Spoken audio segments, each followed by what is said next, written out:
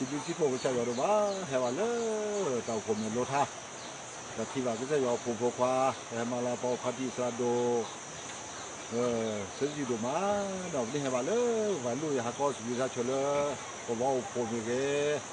lỡ tàu phổ cứu phải về cái tàu phải hà lo ba đi vào khi vào tàu sử dụng sa nhỏ ra đồ má thì này hè vào lỡ ba lỡ chơi tàu theo này hè vào sử dụng đồ má đó là sa dụng đó ta cho về lời giờ cứ lo đi mò cơ mê đã lên nơ ô mu nè là ta xa cơ xa nhòa cơ cho ghê cho hoa nà lời giờ xuống Samu so chia hello do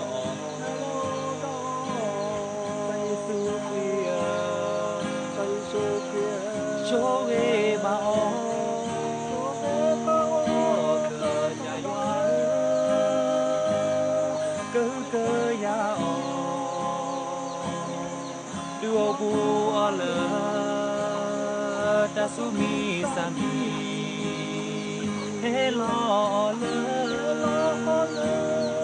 sa huy ba ta cho về giờ cơ lo mò cơ mê đã lên nơ ô mu nè là ta xa cơ sa yo cơ cho về cho ai lên ya su ya sa samu so chia hello do ta Giêsu kia cho về mà cơ nhà yoa cơ nhà đưa vua lơ ta su mi sa mi he lo lơ sa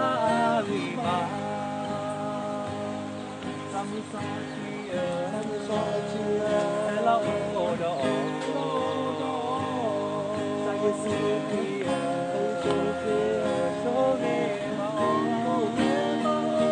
cơ nhà cơ nhà đưa vua lơ ta su mi sa mi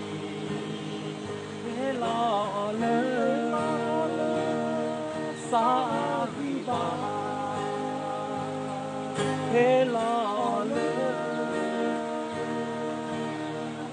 sa